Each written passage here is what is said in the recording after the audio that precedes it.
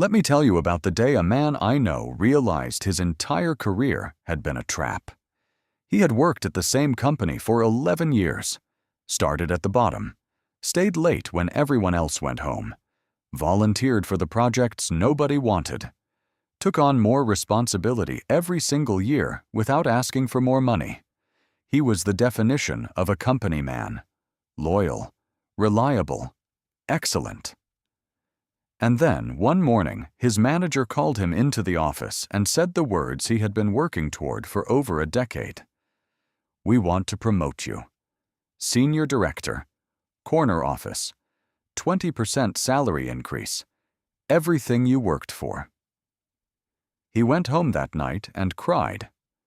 Not from happiness, from something he could not name at the time, something between grief and exhaustion, something that felt like the end of a story he had never actually wanted to be in. 3 years later, he quit. Not because the job was bad, because by the time he got everything the system promised him, he had also lost everything the system never told him it was taking: his health, his marriage, his sense of who he was outside of a job title. The promotion had not freed him. It had locked him in deeper, made him harder to leave, more dependent, more owned.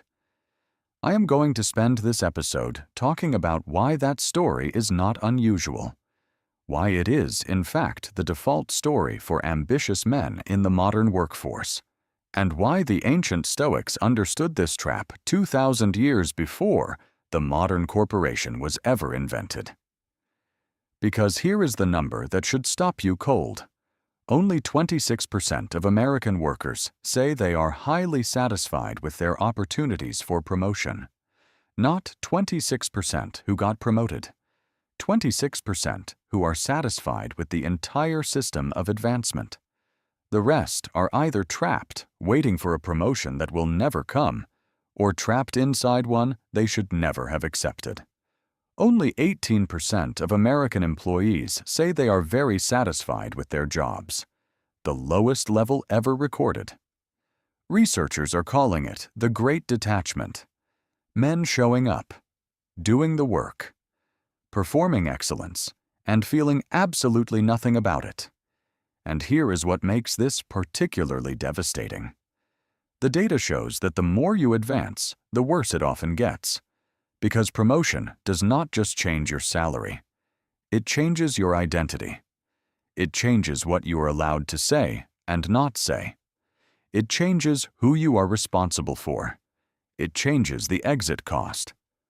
Every step up the ladder makes it harder to climb back down.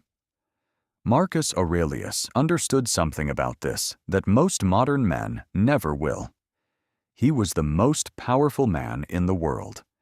He had every title, every responsibility, every burden of advancement that a human being could possibly carry. And he wrote this to himself in private. You have power over your mind, not outside events. Realize this, and you will find strength. He was not talking about coping. He was not telling himself to feel better about being emperor.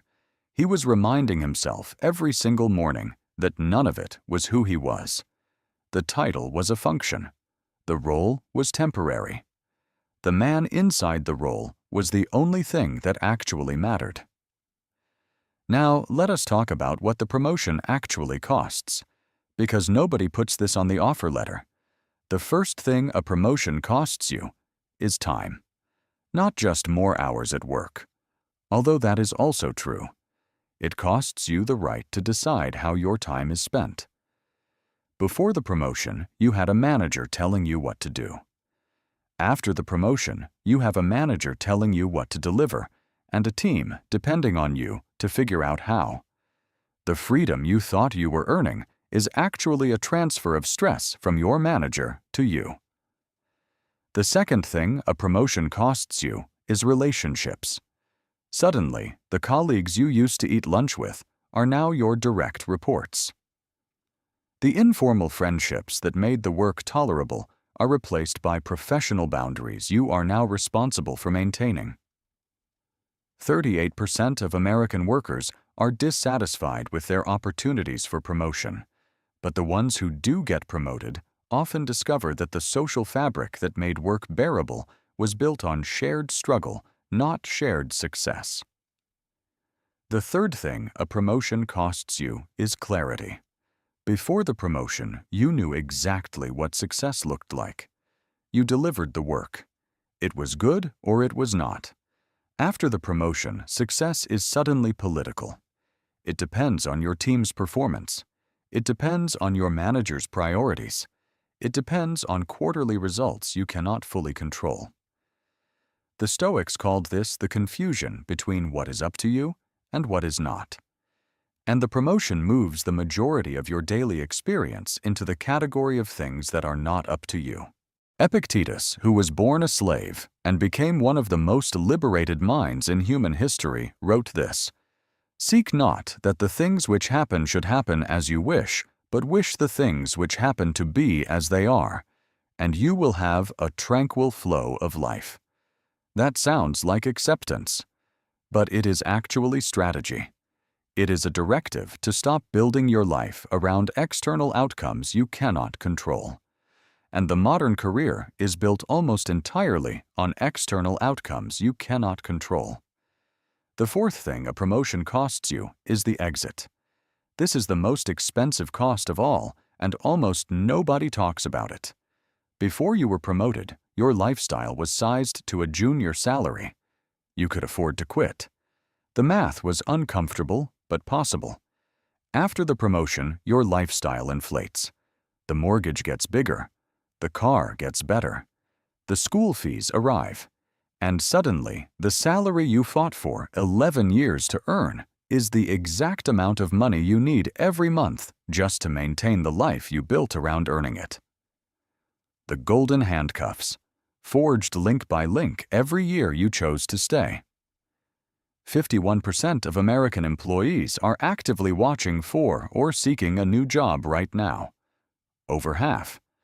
And most of them are not entry-level workers dreaming about their first career. They are experienced professionals deep inside careers they advanced through and cannot figure out how to leave. Seneca wrote this in the 1st century. "It is not that I am brave enough to face hardship. It is that I am wise enough not to build a life that requires me to fear it." He was writing about the trap of dependency.